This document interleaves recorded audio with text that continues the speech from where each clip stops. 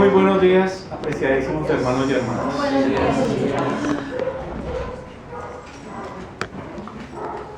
Gloria a Dios por esa dicha tan grande que nos concede al motivar corazones que no amaban a Dios a buscarle y amar.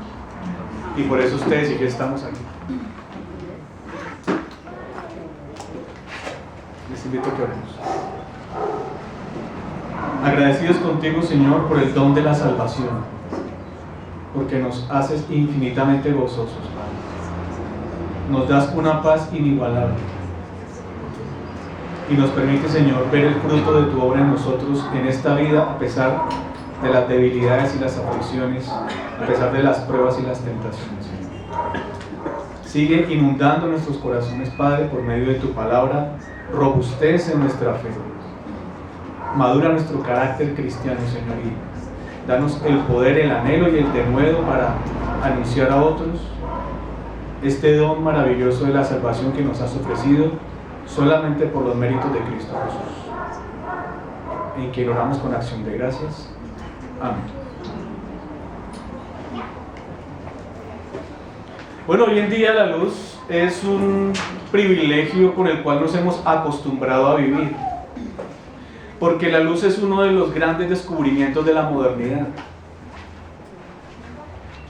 Pero en tiempos primitivos, en tiempos antiguos, precisamente el fuego era valorado no solo por su capacidad de dar calor y poder cocer los alimentos, sino por esa propiedad de iluminar, de dar luz. Siempre ha sido la luz un elemento natural muy valorado en la cultura humana. Y las lámparas encendidas en la Biblia, reflejando la cultura que está en su trasfondo, que es la del Medio Oriente antiguo,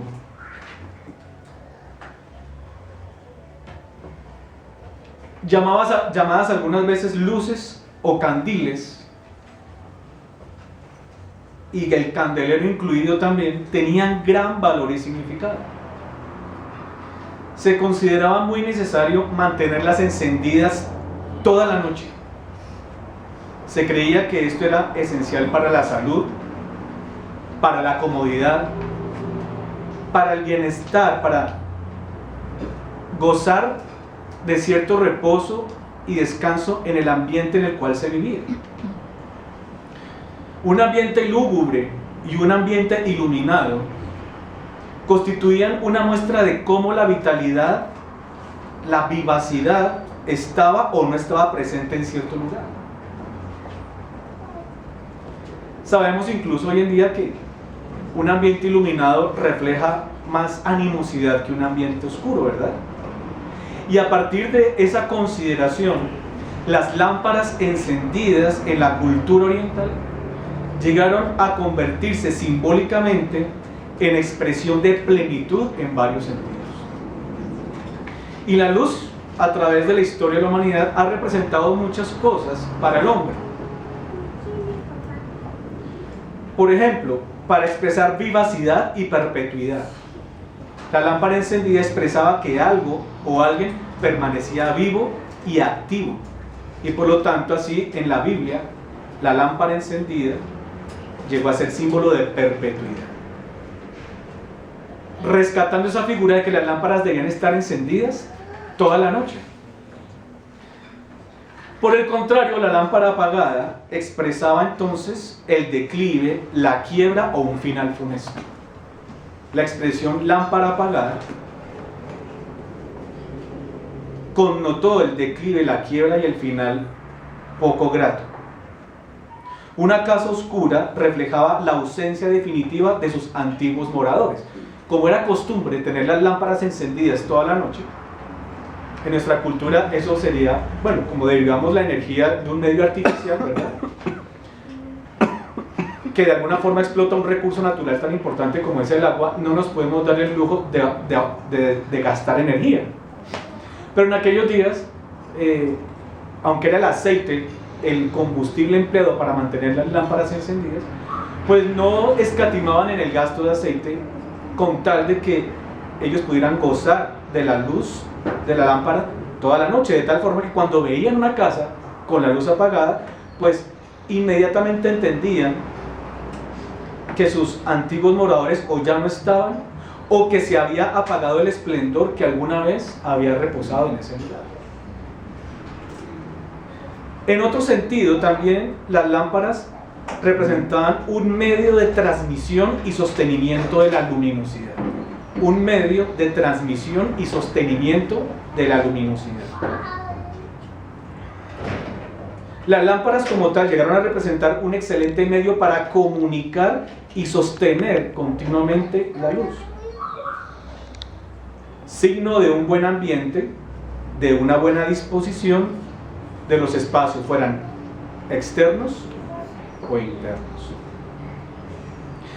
Y para poder cumplir con esos dos fines generales, era necesario que las lámparas, además de estar bien ubicadas, recuerden que en la Biblia hay amonestaciones, no se pone una lámpara debajo de un almud, ¿verdad? Tenían que estar bien ubicadas, tenían que estar en buen estado, se tenían que mantener en buenas condiciones.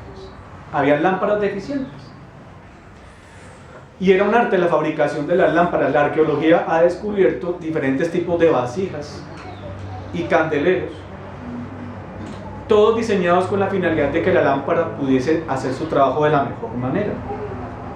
Entonces tenía que estar en buenas condiciones esa lámpara para que pudiera cumplir con el fin esperado. Y en la Biblia esa figura se usa de forma abundante, muy variada, para referirse también en esos dos sentidos al estado espiritual de las personas y de cómo alguien rebosa de la plenitud, de la presencia y de la sabiduría de Dios. Una persona con la lámpara encendida representa una persona llena de Dios, llena del Espíritu de Dios. Veamos algunos ejemplos para percibir esta connotación cultural. Por ejemplo, en el libro de Job, capítulo 18. Libro de Job, capítulo 18.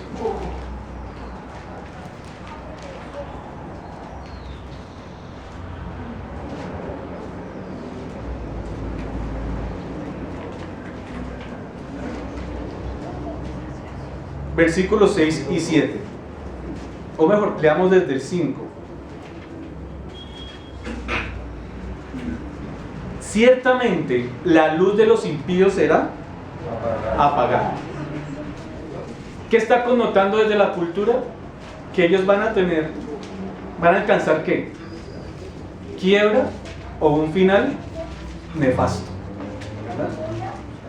Y no resplandecerá la centella de su fuego.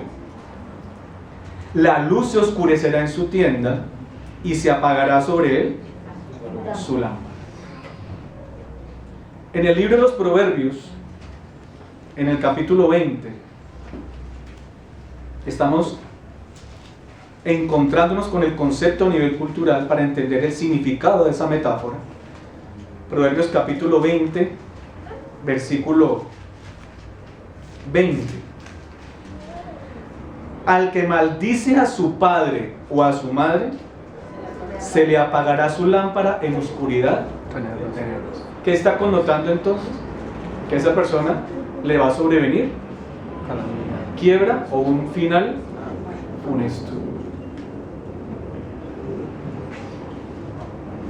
En Proverbios 13:9, al contrario de los impíos, cuya lámpara se apaga, ¿correcto?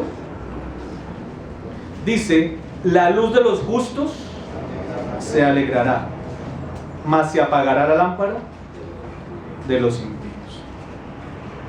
Entonces noten cómo el uso cultural de las lámparas y la concepción cultural de lo que es la luz se convirtió en una metáfora para definir, para dibujar, para generar la idea de la condición espiritual o de los justos o de los impíos o injustos.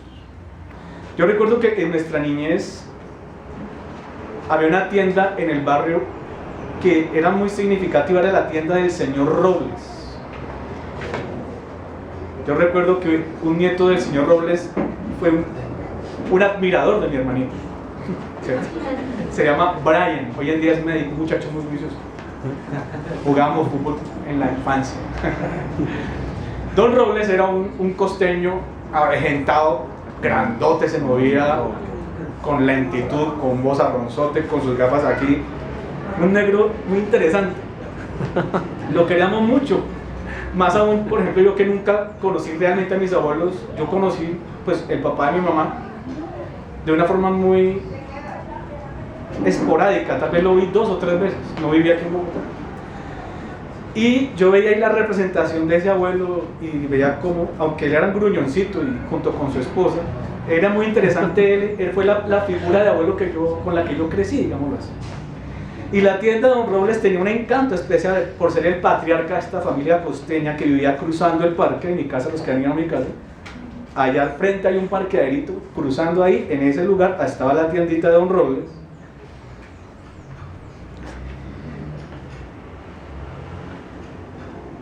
Y cuando él bajaba la reja, al final del día, se veía en la ventana la luz encendida. Y por ello, todos los vecinos sabíamos que aún Don Robles o su esposa estaban despiertos para atender. Entonces, cuando nos mandaban a hacer algo, un mandadito, entonces lo primero que hacían era ver si la luz de Don Robles estaba encendida. Tras su muerte y la de su esposa, la tienda que le imprimía esa cierta vivacidad a la cuadra, especialmente en Navidad, porque en esa época vendían pólvora, estaba autorizada la venta de pólvora, por la organización particular que tenía esa tienda, por los productos que él vendía y por la personalidad particular de estas personas, pues esta tienda tras su muerte se cerró. Y aunque la casa seguía habitada pues por algunos de sus familiares, nunca más volvió a verse la luz de la ventana encendida. Todos sabíamos que la tienda jamás volvería a abrirse, pero lo más impactante era saber que la luz apagada resaltaba el gran vacío que Don Robles y su esposa habían dejado en la cuadra y en el barrio. Hasta la misma casa, que gozaba de un muy particular semblante, a pesar de que nunca fue modificada la casa, nunca la construyeron y le hicieron ampliaciones,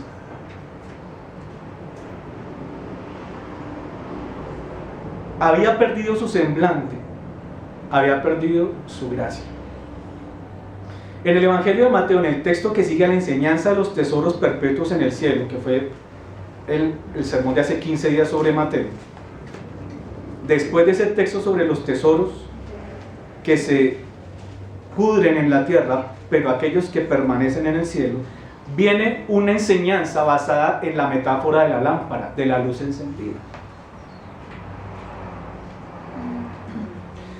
Y se usa para llamar la atención sobre el estado espiritual de una persona. Versículo 22. La lámpara del cuerpo es el ojo. Así que si tu ojo es bueno, todo tu cuerpo estará lleno de luz. Y sabemos que por el contexto cultural, algo que estaba lleno de luz, ¿qué representaba? ¿Qué reflejaba? La llenura del espíritu. Vivacidad, ¿cierto? Permanencia, perpetuidad, incluso hasta prosperidad. Y teológicamente la llenura de Dios, ¿verdad? Pero si tu ojo es maligno, versículo 23, todo tu cuerpo estará en tinieblas. Y así habrá un cambio tan radical como el que hubo en la tienda de Don Robles, que afectó incluso la casa completa y la cuadra.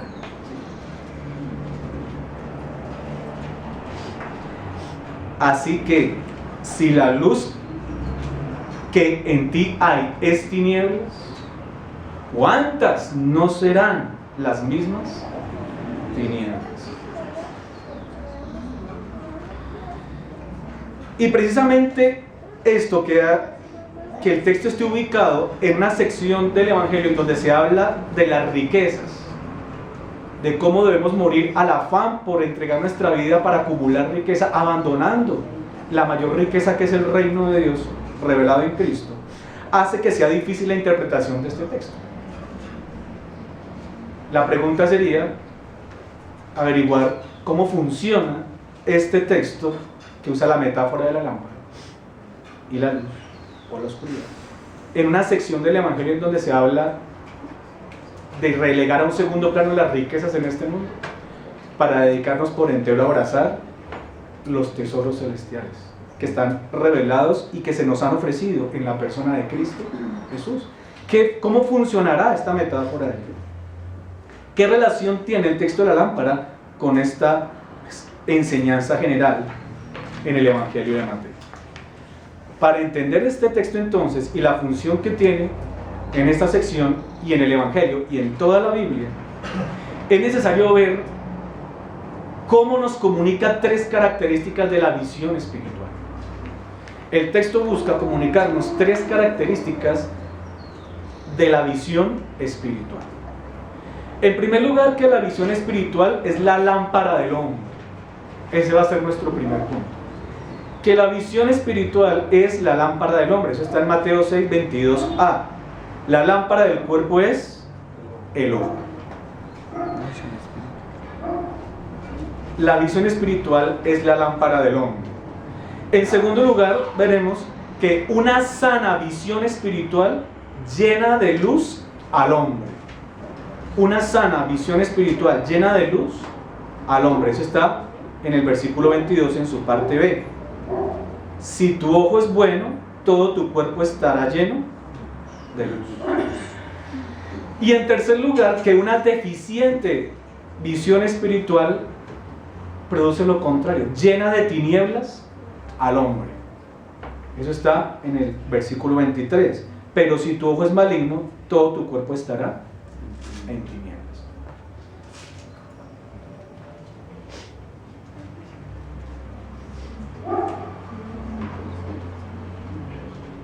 Vamos a ver entonces el primer punto. La visión espiritual es la lámpara del hombre.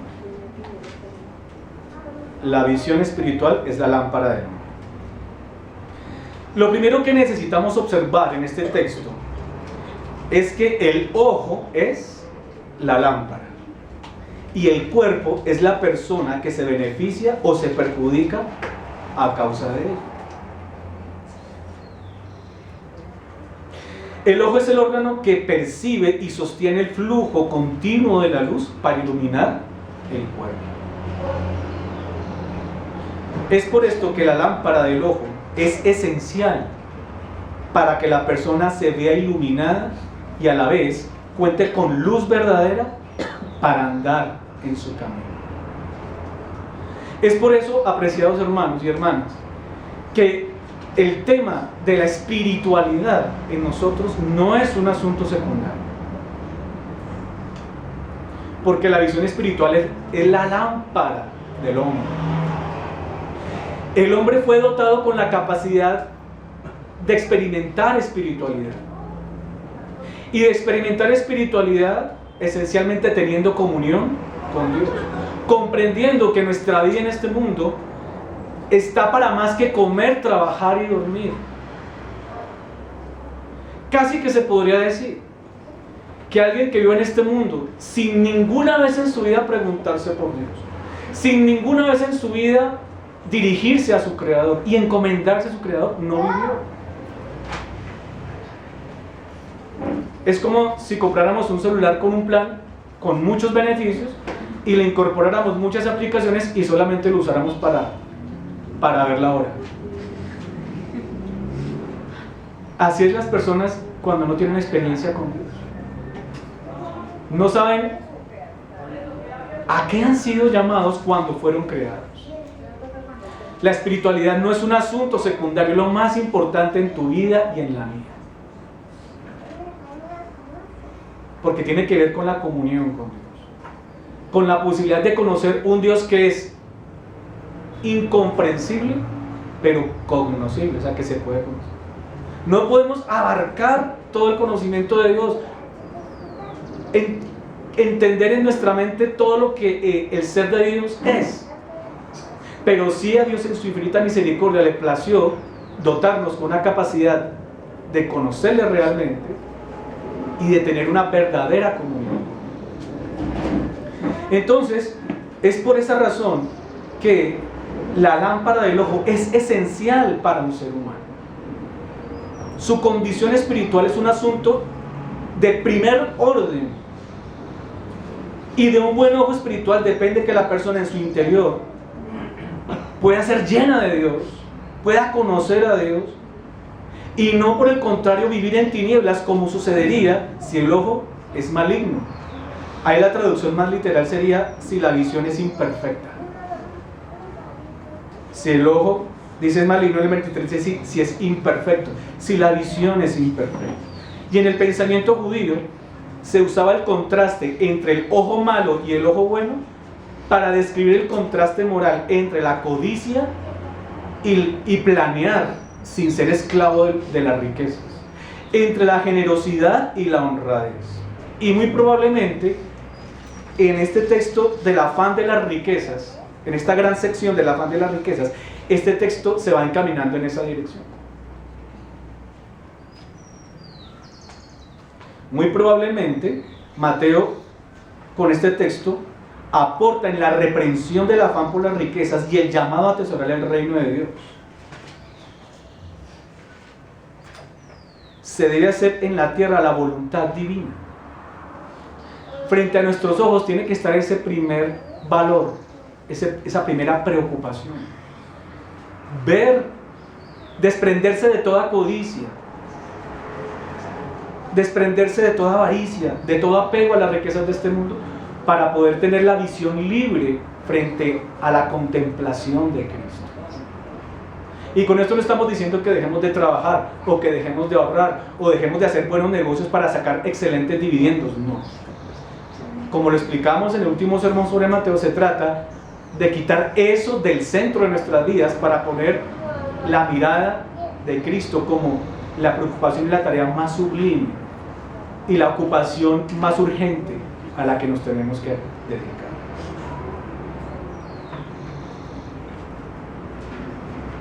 Además que esa fue la voluntad de Dios. Y por eso en el Padre Nuestro, en el capítulo 6, en el versículo 10 de ahí de Mateo, cuando dice venga tu reino, el que ora así, ¿qué está mirando? ¿Su cuenta bancaria o el rostro del Padre?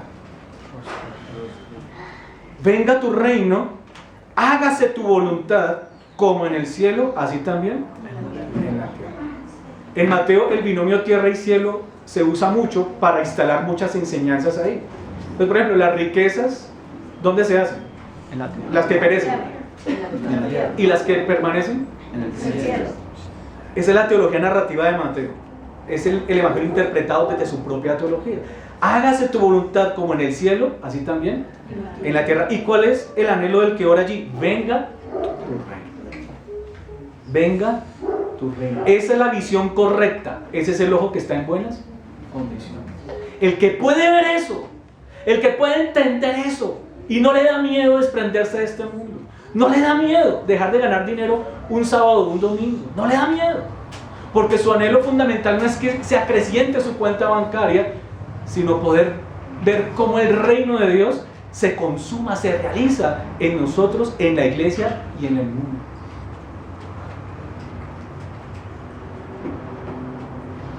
La verdad es que en el plano de lo que el hombre acoge, se libra una gran batalla. En la dimensión de lo que el hombre desea, se libra una gran batalla. ¿Cuántos no crecimos traumatizados porque no teníamos la ropa de la mejor marca? O porque no teníamos la novia más bonita. O porque no éramos los chicos populares del colegio. Ahí se libra una gran batalla. O porque tenemos una empresa menos próspera que la de mi amigo, o la del competidor. O porque el vecino de al lado remodeló y nosotros no. Porque el vecino del otro lado pudo ir a Santa Marta y nosotros no. En ese terreno se libra una gran batalla, pero fundamentalmente tiene que ver con su condición delante de Dios y por ende de su destino eterno.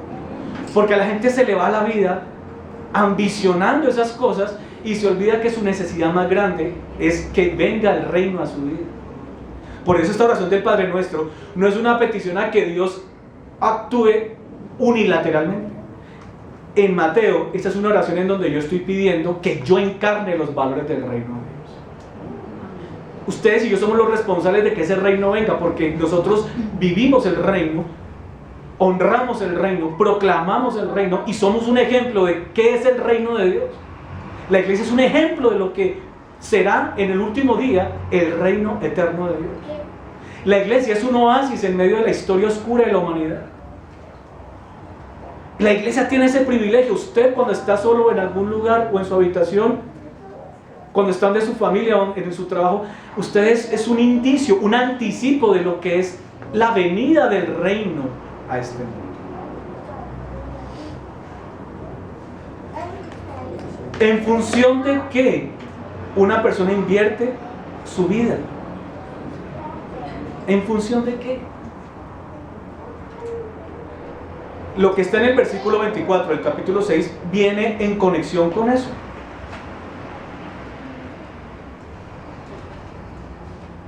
Es una afirmación que viene asociada al asunto de lo que el ojo ve. Ninguno puede servir a dos señores. Entonces, ninguno puede servir a dos señores porque si tiene la fijada puesta en uno, aborrecerá. Pero si el ojo está enfocado en el otro, o estimará al uno y menospreciará.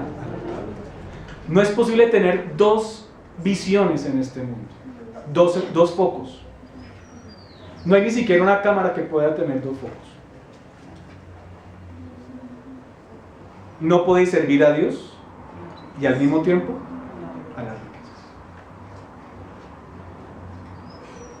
Nadie puede entregar su vida a dos señores. Cuando alguien es señor de algo, será el único señor de eso, porque eso implica el título señor. Un esclavo, ¿cuántos amos tiene? Uno, el que tiene sus derechos de propiedad, ¿verdad? Uno solo es el dueño. Si hacemos el ejercicio de ver qué es aquello que doblega nuestras vidas, que absorbe nuestras vidas, que desgasta nuestras vidas, aquello que nos abre los ojos y nos anima, aquello que cuando medio se susurra o se ve, de inmediato nos ponemos, ¿cierto? Podremos ver o reconocer qué o quién es nuestro amo. Por ello el versículo 24 también dice, o aborrecerá o amará, ¿verdad? Y de forma concluyente el Señor dice, no podéis servir a Dios y a las riquezas. Esa es la visión espiritual que en verdad se constituye en lámpara para el hombre.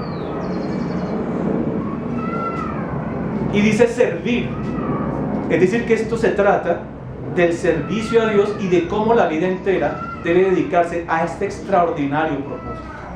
Y por eso es necesario consagrar a eso la vida entera.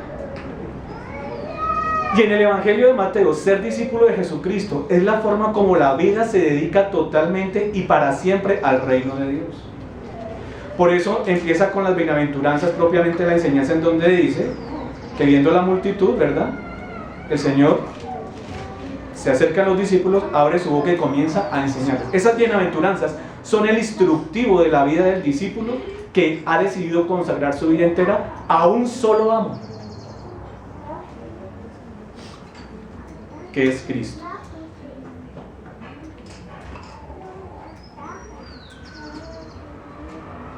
Y esa dependencia del mundo es una terrible enfermedad tan grande que se convierte en un obstáculo invencible e insuperable para seguir al Señor y para ser salvo. Porque uno de los más grandes temores de las personas que no conocen del Señor en cuanto a su posible conversión es que se tienen que desprender de este mundo. Pero ellos lo entienden en el sentido de que no pueden seguir satisfaciendo sus deleites pecaminosos. Porque el cristiano puede seguir disfrutando de la creación de Dios, pero ya no con su corazón puesto en esta tierra, sino puesto. ¿Cómo es nuestra relación con el dinero?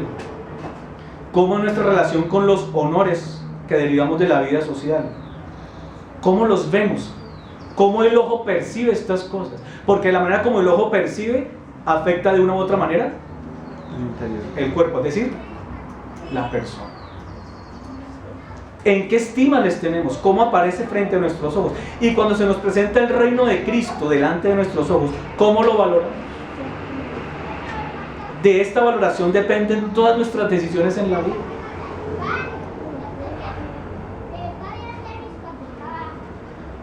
De ahí que la visión espiritual es la lámpara del hombre. Si tú no ves a Cristo, estás ciega. Si tú no ves a Cristo, estás ciego. Si tu anhelo mayor, si un anhelo profundo de entregar todo lo que tú eres al solo hecho de poder vivir y conocer a Cristo, necesitas o convertirte o madurar tu fe. O convertirte o madurar tu fe. Lo que es para nosotros más preciado, hermanos, tarde o temprano terminará exigiéndonos todo. Los apasionados por el ciclismo, por el patinaje. Hace poquito me enteré que una bota de patinaje puede costar 2 millones de pesos. Una visita que hicimos. A esa persona, mire, a un patinador profesional no le duele sacar eso, incluso un aficionado. Hay personas de estrato 3 que tienen bicicletas de 15 millones de pesos.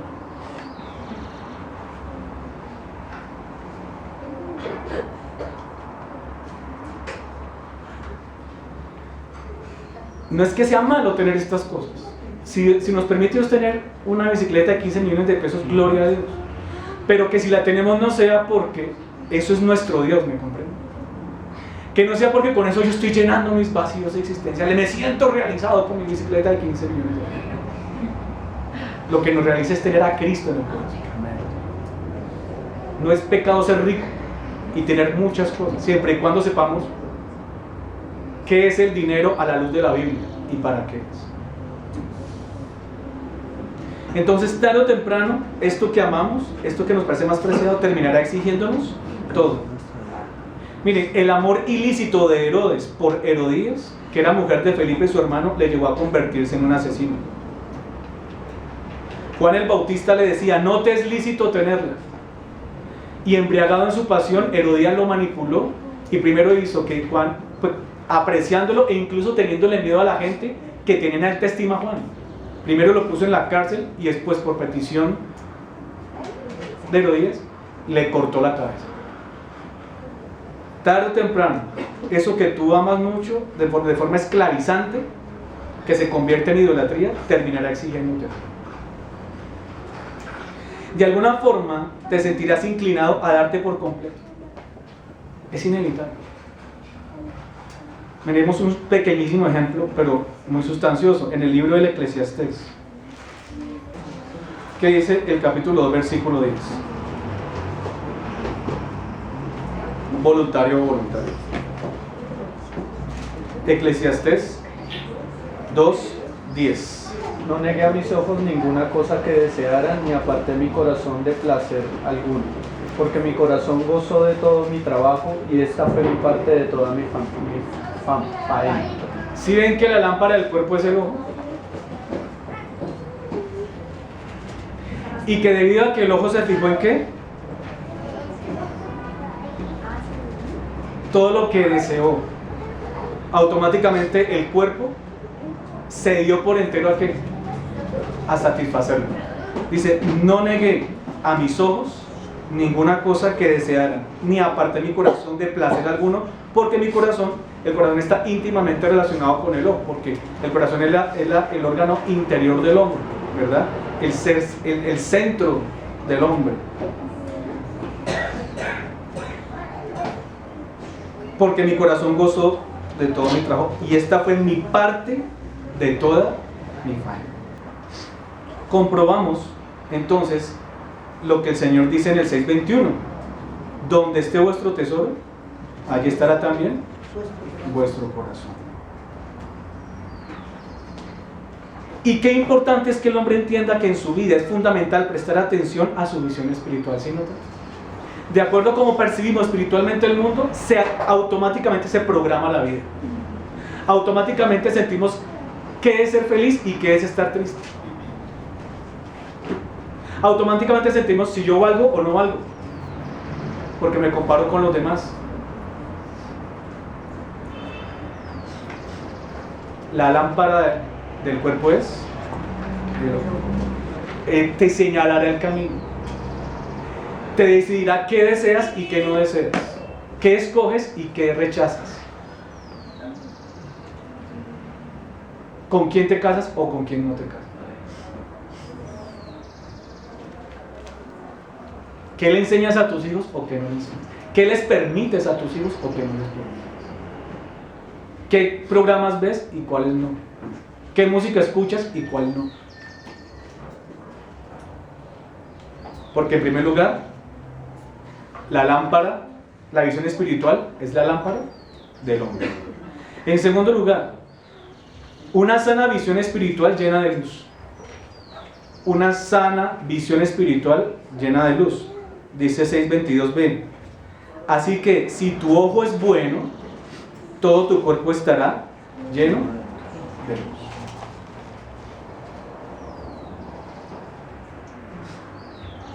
Dios quiso dotar al hombre entonces de una visión espiritual o trascendente con el fin principal de que nos pudiéramos deleitar y admirar en la contemplación de las grandezas de Dios. Una de las razones por las cuales Dios sacó a los hebreos de Egipto no fue para darles una vida mejor como cosa primaria, porque si era verdad que la tierra ¿qué? Fluía leche y miel.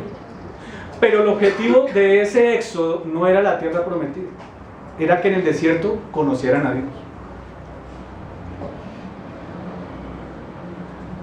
Éxodo 13:9. Éxodo 13:9 dice: y te será como una señal sobre tu mano y como un memorial delante de tus ojos. O sea, la lámpara del cuerpo. Es decir, Dios quería que ante los ojos de los hebreos estuviera la contemplación de la gloria liberadora de Dios. Cuando nosotros escuchamos de salvación, la que nos ha sido dada en Cristo, frente a nuestros ojos está la gloria redentora de Dios. Y eso es lo que inspira nuestro culto. Eso es lo que inspira nuestra devoción, nuestra vida congregacional. Para que la ley de Jehová esté en tu boca, por cuanto con mano fuerte se sacó Jehová de Egipto. ¿La boca en dónde está? En el cuerpo. ¿Sí notan? Entonces, depende de lo que los ojos ven, automáticamente el ser humano se programa. Si lo que está delante de nuestros ojos es Dios, esta es una buena nueva. El pecado sucumbirá. Las debilidades menguarán. La frialdad espiritual cesará. Porque automáticamente lo que el ojo recibe influye directamente en la persona. Versículo 16. Te será pues como una señal sobre tu mano y por un memorial delante de tus ojos. Eso en la redacción hebrea es una inclusión. Está puesta la expresión arriba y está puesta la expresión abajo. Quiere decir que ese es el tema más importante. Que delante de los ojos de los hebreos esté el Dios liberador, la gloria del Dios liberador. Amén. Amén. ¿Y qué espera Dios? Que nos llenemos de su ley, como lo dijo allí, ¿verdad? Por cuanto con mano fuerte le sacó Jehová de Egipto. 4:6-8, Deuteronomio. Mas vosotros que seguisteis a Jehová vuestro Dios, todos estáis vivos hoy. Mirad, yo os he enseñado estatutos y decretos como Jehová mi Dios me mandó. Dice, guardad los versículos 6 y ponedlos por obra, porque esta es vuestra sabiduría y vuestra inteligencia. O sea, ¿la qué? La luz. Todo el cuerpo estará lleno de luz. Si el ojo es bueno, todo tú estarás lleno de la sabiduría y de la inteligencia de Dios. Y esa sabiduría y vuestra inteligencia ante los ojos de otros, versículo 6, será testimonio. Porque ellos oirán todos estos estatutos y dirán, ciertamente pueblo sabio y entendido. Cuando en la cultura mediterránea estaban las lámparas encendidas, ¿qué entendía la gente de esas casas o de esos lugares? Que estaban habitados, que había vida en esos lugares. La lámpara tiene que estar continuamente encendida. Y la gente que ve dice, esa persona está viva, tiene algo. Esa persona es diferente. ¿Qué respuestas tan sabias? Dirán, pueblo santo y entendido, nación grande es esta, porque ¿qué nación grande hay que tenga dioses tan cercanos a ellos como lo está Jehová nuestro Dios en todo cuanto le pedimos? ¿Y qué nación grande hay que tenga estatutos y juicios justos como es toda esta ley que yo pongo hoy delante de vosotros? Y esa figura la toma Mateo allá cuando dice: ustedes son la sal y la luz, para que los hombres vean vuestras buenas obras y glorifiquen. O sea, cuando vean que la casa tiene la luz. Para poder ver a Dios es necesario que la lámpara se encuentre en buenas condiciones. Porque cuando el ojo es deficiente, aun cuando brillara el sol, no se ganaría mucho. Puede ver más un ciego de noche o de día. ¿Sí? No puede ver nada ni de noche. Por eso toda la sabiduría de este mundo nada es cuando el hombre está caído, separado de Dios. Por eso van a fracasar todos los proyectos políticos que ponen la educación como la esperanza de la restauración social de un pueblo. No que la educación no sirva. Niños, no que no toque estudiar. La Biblia tiene pruebas de que estudiar es importante, de que estudiar sirve, e incluso que es un deber. Pero nunca podemos los seres humanos elevar al nivel de la luz de Dios el nivel de la luz de la razón humana. Nunca. Porque el ciego no puede ver aunque esté de día. En el mejor de los casos todo se vería confuso, como un borrón, ¿cierto? Como sombra delante de Dios. Pero el don de ver bien, de contar con una lámpara espiritual en buenas condiciones, depende de Dios. Porque ningún ciego se puede dar la visión así mismo. Según el Salmo 69, 23.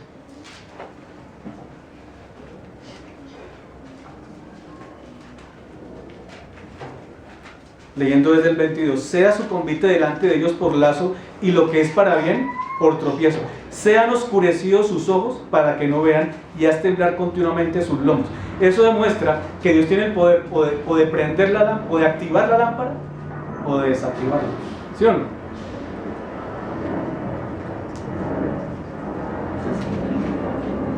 Dios tiene el poder para dar o quitar la visión espiritual. Y nos urge ver a Dios. Nos urge ver a Dios. Y de eso trata el Evangelio de Juan. Desde el capítulo 1 dice: a Dios nadie le vio jamás. Pero después de esa noticia el hombre no se puede quedar tranquilo e irse para su casa. Porque el hombre necesita para su bien y salvación ver a Dios. Pero no puede esperar que esto suceda sin Dios mismo. Ver a Jesús es un privilegio, porque según Juan 1:18, a Dios nadie le vio jamás, el unigénito Hijo que está en el seno del Padre, Él le ha dado a conocer. Y de hecho, no ver a Jesús es una señal de juicio. Mateo 13, 13 al 15 explica a Jesús que hablaba por parábolas porque viendo no veían, oyendo no oían ni entendían, porque el corazón de ellos se había engrosado y habían cerrado sus ojos para no ver con los ojos y convertirse y ser salvos. Miren, de la lámpara del ojo depende la activación de la salvación, la conversión misma. Y solo Dios da conversión, solo Dios activa la lámpara del ojo. Pero en 13:16 dice al contrario en relación a los discípulos que los ojos de ellos son bienaventurados. Y ese, miremos, Juan 13:16. Los ojos de ellos son bienaventurados. Dice: bienaventurados vuestros ojos porque ven, y vuestros oídos porque oyen. Porque eso les permitió convertirse y ser salvos. Porque eso les permitió conocer cosas que inclusive profetas y justos, dice el versículo 17, desearon ver y no lo vieron, y oír y no lo oyeron. Y Dios comienza a preocuparse por la visión espiritual del hombre, y por eso esa exhortación en el capítulo 6 de Mateo. Y algunas veces Dios puede cegarnos temporalmente para que esperemos de Él la capacidad de ver. Amén. Para que nos postremos para pedirle a Él la capacidad de ver. Para que de una vez renunciemos a la idea de que nos podemos dar la salvación, de que podemos ser suficientes en nosotros mismos y que alcanzando conocimiento humano tendremos en nuestras manos la llave del éxito en esta vida. Él a veces nos ciega para que después valoremos el tesoro inestimable que implica ese gran privilegio. Vale la pena mirar a manera de ejemplo en el libro del Deuteronomio capítulo 29.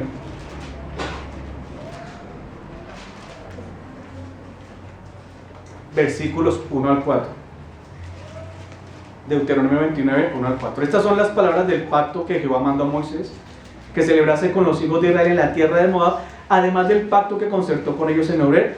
Moisés pues llamó a todo Israel y les dijo: vosotros habéis visto todo lo que Jehová ha hecho delante de vosotros, de vuestros ojos, en la tierra de Egipto a Faraón y a todos sus siervos y a toda su tierra. Las grandes pruebas que vieron vuestros ojos, las señales y las grandes maravillas, pero hasta hoy Jehová no os ha dado corazón para entender, ni ojos para ver, ni oídos para oír. ¿No tendría que hacer lo contrario? Sí, pero es una didáctica a través de la cual nos permite entender que realmente cuando experimentamos el no ver, vamos a valorar el ver. Y esa es toda la historia del Antiguo Testamento. Un Israel ciego al que Dios le da la visión para que contemple su gloria y valore la vida en Dios. Entonces miren que Dios tiene el poder de activar o no activar. Y por eso el salmista en el 119, 18 ora diciendo: abre mis ojos y miraré las maravillas de tu ley. Significa entonces que Dios mismo tiene la capacidad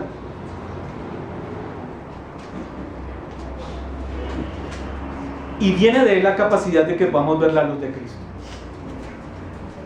En la evangelización apostólica, en Hechos 26, 18, cuando Pablo relata su conversión, en Hechos 26, 18, dice que el Señor le había escogido para que por su predicación Dios abriera los ojos de los gentiles,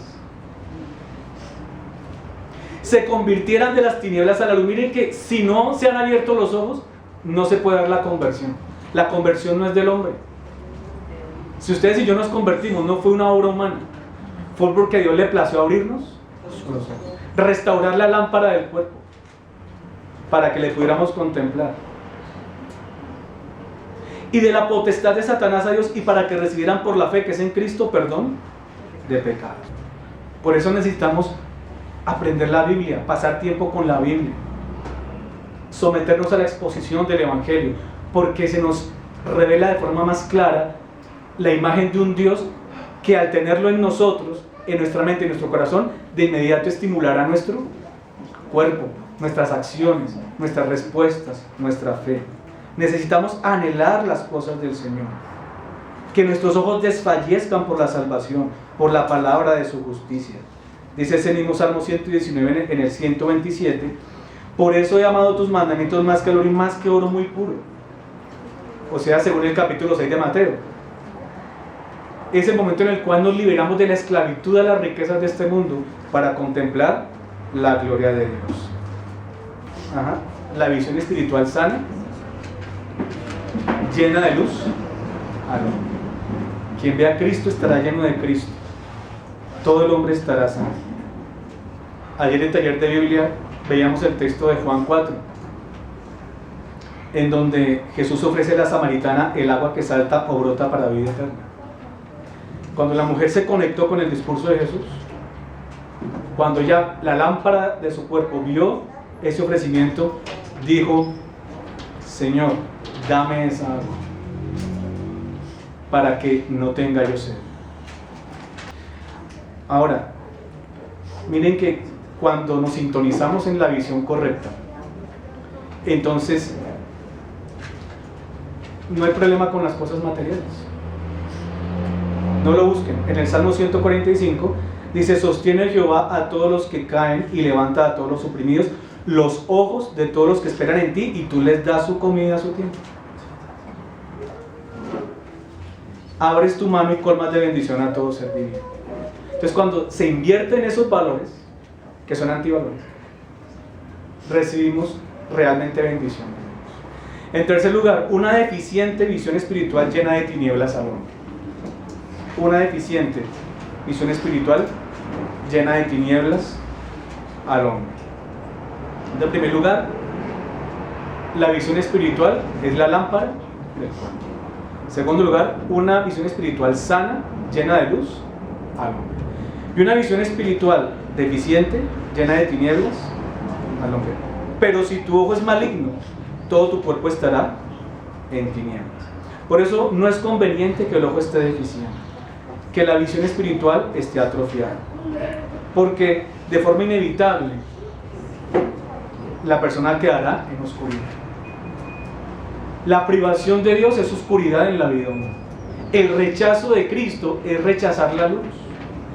Por eso, si lo que se espera sea luz y resulta siendo oscuridad, dice el Señor, ¿cuán grande no será esa oscuridad? Y no hay mayor estado de oscuridad que el de aquella persona que piensa que su oscuridad es luz. Sabemos que a la luz del significado cultural, esa metáfora también de la oscuridad expresa la privación de la presencia de Dios, de la sabiduría y de la inteligencia espiritual, es quedar desprovisto de la plenitud celestial. Y según la cultura, entonces, un ojo deficiente, una lámpara en mal estado, implicaba o el estado, la llegada inminente de la quiebra espiritual, o un final nefasto. Entonces, si el ojo no es un medio apto para reconocer y recibir la luz de Dios, eso traerá consecuencias espirituales. Y por eso Jesús se preocupa en su instrucción a los discípulos de enseñarles estas cosas y de llevarles poco a poco a que su mirada se centre en donde debe ser.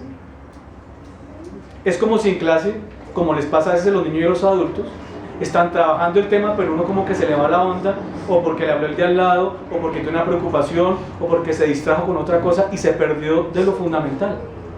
En Mateo, Jesús está tratando de atraer la mirada de los discípulos a la contemplación de lo más fundamental. Pero los impíos no pueden ver a Dios, dice Pedro en su segunda carta, en 2:14, los contumaces tienen los ojos llenos de adulterio. Cuando no está Cristo, las tinieblas invaden al ser humano.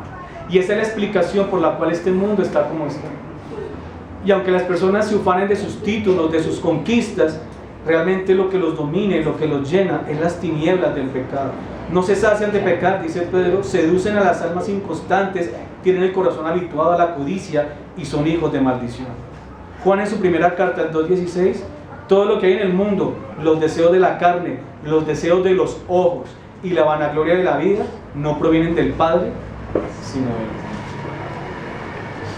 Job 31:1 dice que Job hizo pacto con sus ojos. Dice, hice pacto con mis ojos. El creyente no pone delante de los ojos lo malo. Dice el salmista en 101:3, no pondré delante de mis ojos cosa injusta. El discípulo fiel siempre se apoyará en Dios para que sus ojos puedan apartarse del mal. Orará como el salmista, aparta mis ojos para que no vean la vanidad, avívame en tu camino. En Proverbios 4, Dios anima a sus hijos a estar atentos a sus palabras, porque son vida a los que las hallan, medicina para todo su cuerpo. Dice, tus ojos miren lo recto y diríjanse tus párpados hacia lo que tienes delante, o sea, el maestro de la Torá. Examina la senda de tus pies y todos tus caminos sean rectos.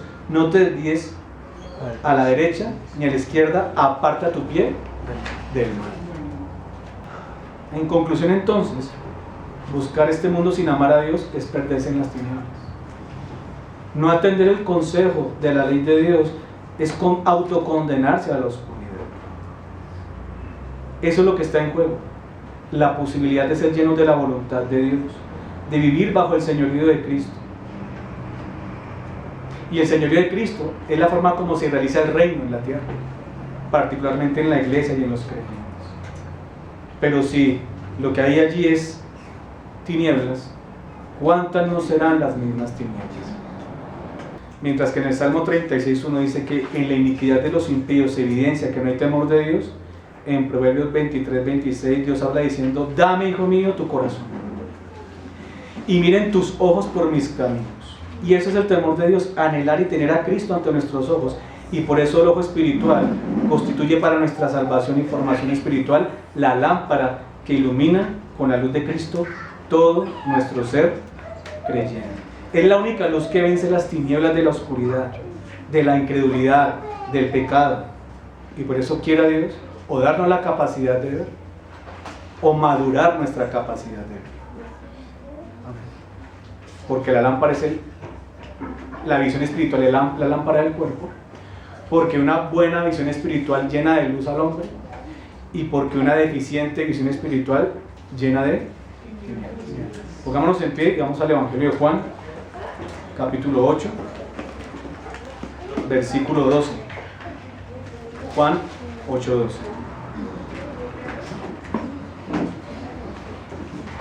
Vamos a leer juntos este versículo. Otra vez Jesús les habló diciendo: Yo soy la luz del mundo. El que me sigue no andará en tinieblas, sino que tendrá la luz de la vida. Amén.